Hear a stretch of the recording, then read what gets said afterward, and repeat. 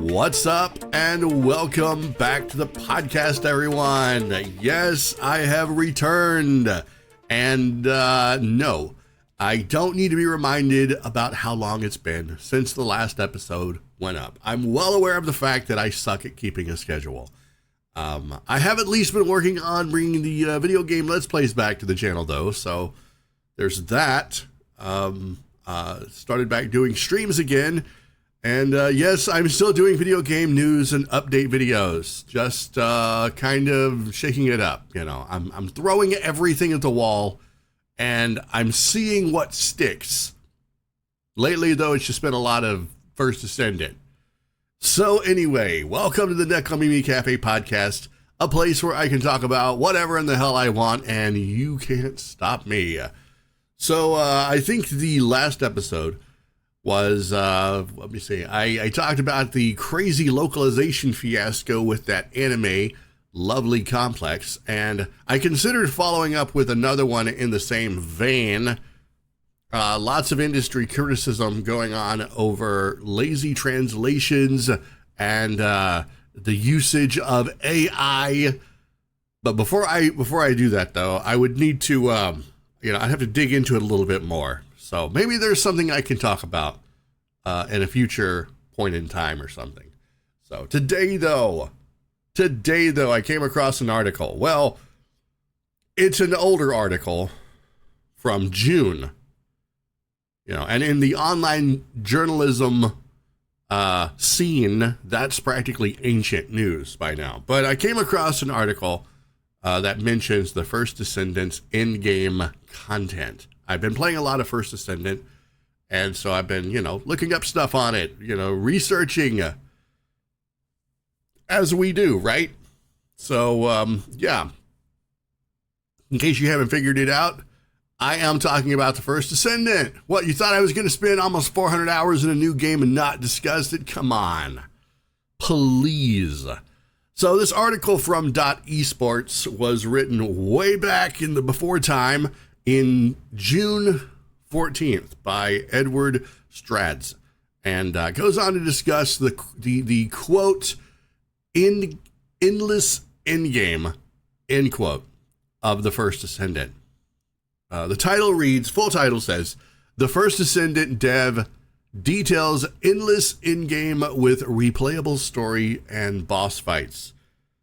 So for those of you that have no idea what this is and have never played this game, so it is a looter shooter game with an extreme similarity to Warframe and some very heavy nods to Destiny 2, as well as other popular games in the looter shooter genre. Now, it is a game that is heavily focused on gathering materials through repetitive missions and activities, almost all of which you can do solo, or you can do public. You can go into a public world with 3 other players. I think there's only one activity that you have to matchmake and play in a group. It is also, let me point this out, it is also a free-to-play game with a huge push toward microtransactions, because everything now is a microtransaction. I'm considering figuring out a way to make microtransactions on my channel. You want to see me change my hair? Microtransaction. You want a different colored pair of eyeglasses for the Catgirl? Microtransaction, baby. But I digress. Everything in the game is craftable, except for like cosmetic stuff, like the skins and stuff. Can't craft those.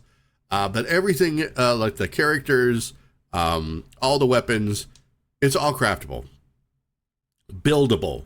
But you can speed that process up by just cracking open that wallet, which is what most of these companies want you to do. Let's call it like it is.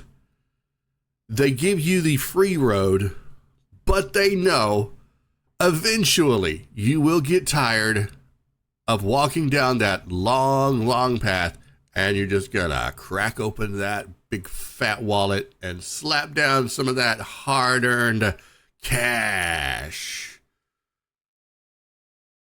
But anyway, I digress. So the game came out and we took to it like fish to water. It scratched all the itches that were in all the right places. And now we've all gone to the campaign. It's down to the actual end game, right? When you go through the game, at this point, what is there left to do? Except now experience the game in hard mode. And this requires grinding, crafting, gathering resources, and making your characters extra strong so that you can get to the end of the hard mode. You can get to those more challenging boss fights. So this is where I think most fans are going to fall off. Okay, not just on a game like First Descendant, but most games I think are going to be carried by their in-game content, whatever that may be, you know, whatever game that may be. Well, let's look at a game like, it's the Borderlands spinoff, Tiny Tina's Wonderlands. I played that entire game. I finished it, and there was a little bit of stuff to do at the end. You know, there was some mild DLC, you know, if you can call it that. But really, there wasn't much to keep me coming back, unless I wanted to do a complete replay. You know, just being able to go back into the game and experience it and just keep sort of grinding. For me, there wasn't the appeal. Not like, say, other games in the franchise like Borderlands 3 or Borderlands 2. Fallout 4 has amazing in-game content because you can just keep playing around in the world and experiencing crazy stuff. But for a game like the First Descendant that has a focus on collecting materials, weapons, characters, and items, and then taking on challenging bosses, you know, it's easy to get bored. And I think that that's the key difference here is boredom and repetition versus repetition and fun. And let me be clear, the First Descendant has a lot of repeatable missions just for the sake of gathering a dozen or so specific items that you then need to use at a location to randomly generate the exact item that you want. RNG is an effing roller coaster in this game. So yeah, in-game content. So I'm currently working on a script for a video on Pow World. I posted a teaser image on my community tab on the YouTube channel. Does anybody even still remember that game? Come on. It came out January 19th. It's not that old. And like it exploded all over the internet. It was the hot shit. I talked about that game every chance I got because, hey, people were watching the video, right? People were watching the videos that I made. It hit all-time peaks on Steam, was hailed as an indie game phenomenon. You know, every time I made a video, it did pretty good. I got some decent community feedback and interaction. Now I make a video, I can't even get crickets to show up to chirp in the damn dark. But that's not, you know, that's not Pow World's problem. Yeah, so videos on Pow World were literally everywhere, right? Game came out, phenomenon, videos, you name it. Pow World fever. Now, swear to you, I was working on this script, right? And I did a search. I typed in Pow World news. I can barely find any videos on the game at all. And those that I do see are not even videos from creators in countries that I normally get recommended. There was a significant content update for the game back in June, and it got a bit of a boost. But as soon as the community caught up, collected all the new pals, crafted their new items, I think it once again fell into a lull. And this, I'm afraid, is the destiny of most games. Even those with quote-unquote endless in-game content. Pow World was a phenomenon. It took the gaming world by storm. And now I can barely find a video talking about it. You know, that isn't some dude playing a Pokemon, like, I'm not joking, right? Most of the videos that I saw that were recommended to me, when I typed in YouTube search, as far as I know, YouTube is like the world's second largest internet search engine. Typed in Power World News, and I got back dudes who were playing Power World, but they were playing it modded with Pokemon. Not even joking. They weren't even actually playing Power World. They were playing Power World. Dear God. So as of right now, the First Ascendant is still in its preseason phase. I don't really know what a preseason is. You know, maybe it's like a warm-up. Maybe it's like Sweeps Week, you know? Anybody remember Sweeps Week from way back in the day when television was still a thing? Now we use our TVs to watch Netflix, not, you know, like the network channels. But networks had Sweeps Weeks. It was when all of the new, the new seasons of airing would start. And that was the time and when all the ratings would come in. And those ratings determined whether or not a show would live or die, oftentimes. If they hit high numbers, high viewer numbers, and the ads, the commercials that you watch, the sponsors for the show, and everything all aligned and everyone was really happy, then, you know, your show continued for the rest of the season and may have gotten another season. Nielsen ratings, I guess, is what it might have been called. But yeah, Sweeps Week, I guess that's what preseason is. It's giving us a chance to sort of taste the game before they crack the lid open and give us the real thing. I don't know. Season 1 is coming later. So, yeah. But yeah, we're still in the preseason phase, right? We're still in preseason. We just got a bump. We got an update. The August 1st update, which brought us 2 new characters. Playable characters. One is an ultimate variant of a previous character, and one is an all-new character. And then we had some significant under-the-hood fixes and changes to the game. And already, there are players who have beaten the new final hard mode boss. They've min-maxed their characters, they've min-maxed their weapons, and the game has seen a significant drop-off since launch. Right? So where exactly is the endless in-game content? Arguably, all right. Let me say this, because I'm trying to walk both sides of the fence here to sort of make my point. Arguably, the endless in-game is in the replayable missions and activities. And as someone that enjoys a reason to replay any good game, this is a good thing, you know. The farming for resources, the collecting of materials so that we can craft this new weapon, that's a good thing because it keeps me going back into the game. I get this item that I then cash in after I beat a boss. Did I get that thing that I want? No, dang it. Well, I guess I'll try again tomorrow.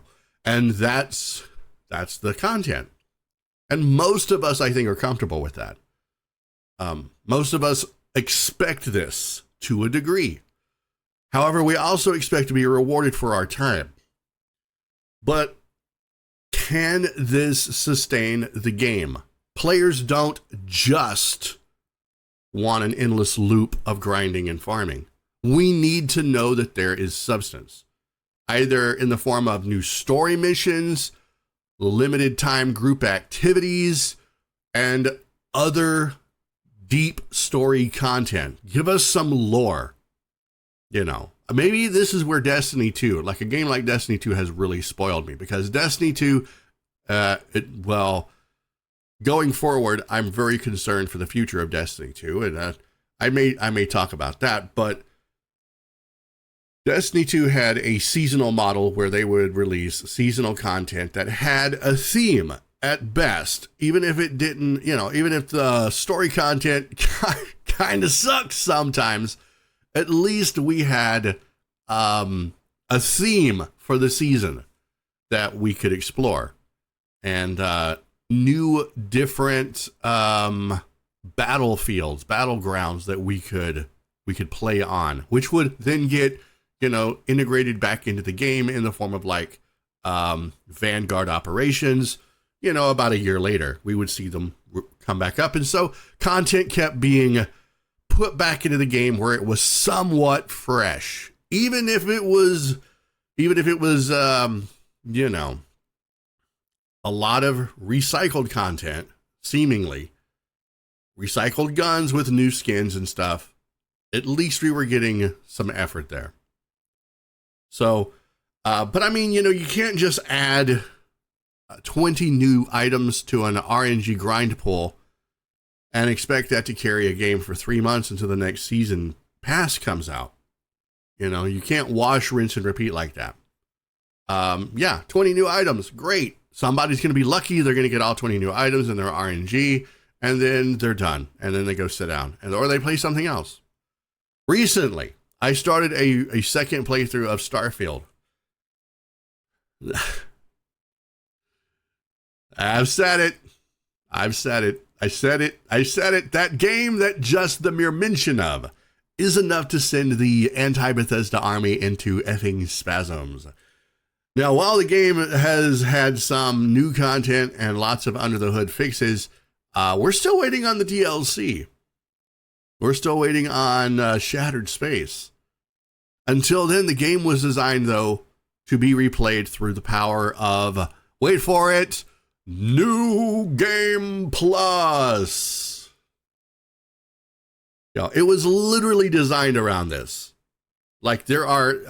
I'm not spoiling it. I don't know. There's probably still plenty of people that have not played Starfield all the way through or even played it at all, but the game was literally designed that when you get to the end, that your character in game lore starts the game over again. Can't explain why. That would be a spoiler. But New Game Plus is literally part of the game lore here, right? But now, like every single player game before it, and I'm going to say probably long after Starfield, as soon as most gamers beat the campaign, they were finished, right? And the game saw some significant declines. It saw a significant decline. There we go. In player retention, like within the first month. And people were like, oh no, Starfield dead, what we do? And that's because people beat the campaign within a couple of weeks. They got in, they played the game, they experienced the story, they ate their meal, they wiped their mouth, they got up from the dinner table, and they walked away. And that's how that's done.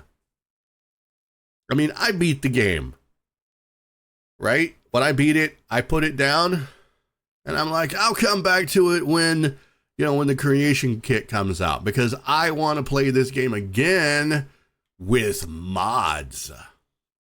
And guess what? I am. Creation kit came out. So now I'm going back and I'm replaying the game.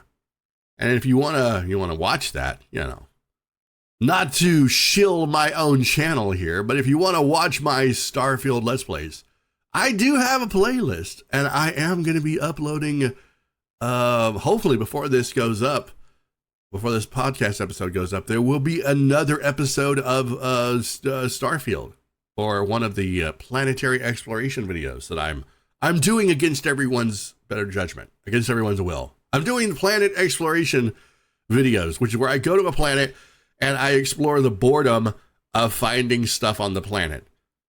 Just because I know people hate that. Maybe that's why I don't have any subscribers and viewers on my channel, because I do things that they hate. Frick. Anyway, where was I at?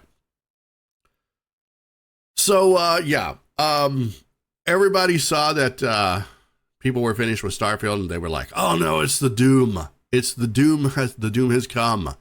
It is the certain doom of the game. But with a game like The First Descendant, okay, Starfield has a campaign. It is a single-player game. There's not a lot, really. If we're being very honest, there's not a lot to keep players coming back over and over again, unless they're doing New Game Plus, new 1, 2, 3, 4, 5, 6, 7, 8, 9, and 10. I think there are different outcomes to the game in different ways. There's different ways that you can start the game every time you do a New Game Plus, right? And it's random. So there are reasons for people to keep playing the game, but like I said, for most, they're just, they're one and done. They spent their money, they got their hours out of it. They're going to walk away, they're going to play something else. But with a game like First Ascendant, we need more than that. This is an online game with MMO flavorings. It has matchmaking, even though there's no PvP, there's no player versus player. It's all PvE. It has what I would consider to be raid level bosses, depending on the raid, I guess. And it has an active season pass and in-game purchases. This game is designed to be a live service game, which means, by its very nature, it has to go the distance. So for it to sustain itself, I feel like it's going to need more. Aside from the thrill of knowing that I can beat hard mode bosses and the possible and or loot that can drop from them, I personally don't have any real motivation to explore the harder void intercepts, the harder void boss colossi. That means nothing to me, aside from, the bragging rights. Once I collect all the weapons and the characters that I want, I have to then ask myself, what is the drive to continue to play? What is the drive going to be? So, and I'm not saying that I'm bored of the game. Far from it. I'm having a blast playing the game. But I need to be brutally honest here.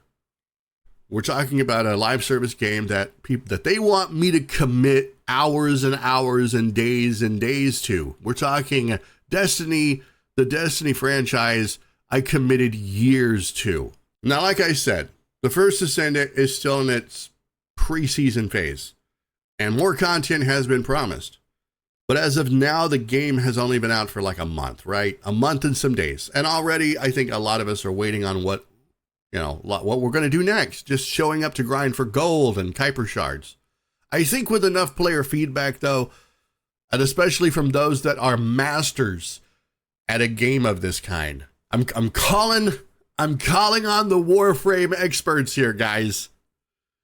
Come on out and give us your expert experience, your gaming experience here. I think the First Ascendant has got a real shot at long-term success. But we need a clear and present defining of what in-game content is going to be, and what's going to be coming down the pipeline. One thing players love. I love it. I love this. I love looking at game roadmaps. When a developer or a game company issues an update or a statement and they're like, this is our roadmap for the future. We have something with which to make a baseline for our expectations of what we're going to get. But I think without seasonal story missions, right? Without major yearly campaign additions and expansions and a refining of the loot table, the game will see fewer and fewer return players. And I don't want that to happen. We don't want that to happen to any game. Not just the First Ascendant. Pal World is, I think is definitely a victim of its own success. And the dev team is working as hard as they can to keep the game fresh. I mean, just this morning, right? There was an update. And this update was not it was not a good update. They had to take the servers offline because of some issues.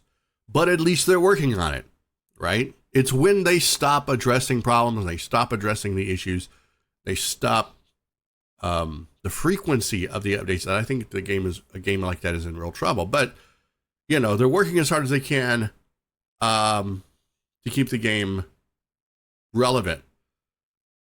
But the same troubles that plagued the first Descendant definitely would hit much harder for a game that has no campaign or story mode. First Descendant at least has a campaign. You know, such as it is. Had a sort of a story mode, you know. But when you're talking about a game like Pal World that relies on capturing Pokemon-esque pals that you then put to work in your player base, because once they've all been caught, what is there really left to do? Now, at the time that this article from .esports was written, the game was still a few weeks away from launch. And the most that the gamer community had experienced was in the form of beta tests.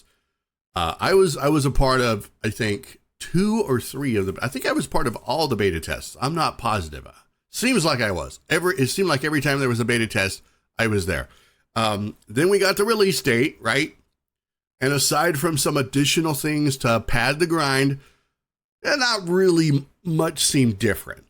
Most of the beta tests were just that. They were like structural integrity tests, you know. They were trying to do server stress tests, crossplay tests, that sort of thing. I think the last test was they were trying to see how the store worked and operated. And that went off really well on day one, let me tell you. There are still people who have made in-game purchases for the premium currency that haven't gotten it yet.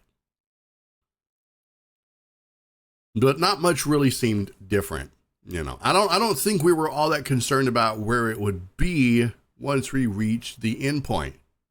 You know, when you start a new game, at least I can say this about myself. The furthest thing from my mind is how much in-game content is there. That's the last thing I'm thinking about. When I start a game, I'm just like, oh boy, this gonna be fun. Yeah. I'm not thinking how many hours am I going to be able to play in this game once I beat the campaign. Because with a game like The First Descendant, we already know that that's to be expected, right? I didn't worry about in-game content. We were just excited to play it. And I think that's a lot of us, I think. 99% of most games, for me anyway, it's rare for me to start a game and immediately begin speculating on the ending. I just don't do that. I don't do that. You know, unless it's like a mystery or something. And then I'm like, ooh, how is this going to turn out? But I'm not sitting there thinking about how many hours I'm going to grind at the end. We expect to get our money's worth at best, you know, except in this case, right? It's a free-to-play game. You know, The First Descendant is a free-to-play game that we've dropped some big bucks into, all for the sake of playing as a sexy bunny girl. Facts.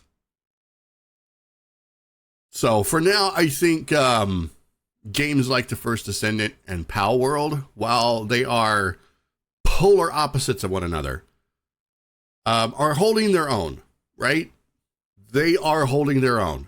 If you want to go by Steam numbers, which, God, I never do. I hate it when people cite Steam charts as like some gospel truth of a game's success or failure. That's literally just one slice of a much bigger pie that they're looking at. You know, they're looking at something through a microscope, you know, when they should be looking at the entire mountain range. But okay, whatever. Two different games, right? But I think that the end test, the real test in the long run, where these games are going to be in the next year, you know, because the gaming industry, as effed up as it is not going to stop making new games. And people will pull away from one to play another. You know, they're going to finish a game, they're going to put it down, they're going to pick up something else. It's inevitable. Where the longevity comes in is how these games will fare during those times. You know, how is Power World faring now that some of its player base has done everything? They've put it down. Are they going to come back? That's the trick. So as for myself, you know, I'm going to do what I always do and keep playing the games that I enjoy. And hopefully, you know, that means getting to the in-game content and all that endless grinding for drip and weapons. Because at the end of the day, true in-game is standing in the social hub, showing off how awesome your character looks, right? We know the truth. That's real in-game. It's not how many bosses you beat. It's that title. It's that drip. I think a true in-game experience is going to be different from player to player and what we individually want to do in a game that appeals to us. Some of us want the grind. Some of us just want the repetition. And it all comes down to whether or not we're just having fun, right? So, I mean, let's look at a game like Overwatch and Overwatch 2. Because, well, not Overwatch 2.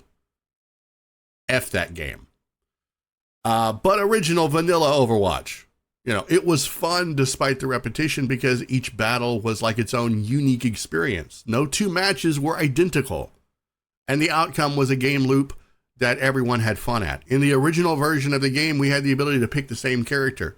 And there were times just for fun, all of us would pick the same character. And it would either be hilariously bad or we would win by a mile. I mean, let's face it. Fun is always going to factor in over everything. And I think this is where most critics and I butt heads, because critics are always looking at I did not enjoy this, ergo, it is bad. It is objectively bad. I hate the word objectively. There's nothing objective about your opinion. Like when I was a kid, I used to go out in my yard and play with sticks. Objectively, I would have fun playing with sticks, and I had toys. I'm not joking. I had a toy box full of toys in my room, right? That my parents had bought me. Lots of toys. But I would go out into the yard, get a stick, and start playing in the dirt with it. Because to me, that was fun. It didn't matter what it was I was doing. It mattered that it was fun. And I think that's kind of where some players are, you know. As long as they're enjoying something, right? As long as they're having fun at it. Vampire Survivor comes to mind. A retro-looking game where you fight hordes of monsters in like 30-minute intervals. 30-minute battles, right? You fight hordes of monsters and then blamski. The devil himself shows up. Death himself appears, and then you die. Or you get strong enough, use enough unique weapons and skills, and you make all these combinations and then literally take on death and whoop his ass. Some games are just made to take your money and run, and others are meant to go the distance. There's so much conversation to be had around the gaming industry, especially right now, considering all the troubles that major studios and developers are having over and over again and refusing to listen to the player base. But hopefully, they'll get their shit together, and the sooner the better. So I guess that's where I am going to bring this episode of the podcast to a close. I would love to get your take and get your feedback on the conversation. So if you would like to take part in that, feel free to head to the comment section and make with some discussion. So thank you all, everyone, for hanging around and giving the podcast a listen. If you made it this far, then you deserve a special treat. So I want you to go out there and treat yourself to something really nice and pretend that I gave it to you. If you enjoyed this episode of the podcast, then please consider pushing that like button. And if you are new to the channel, then consider subscribing. So that's it. Until next time, Have an amazing day, everyone. My name is Gruzbee, and this has been the Neko Mimi Cafe podcast. Keep being awesome, and I will see you all in the next episode.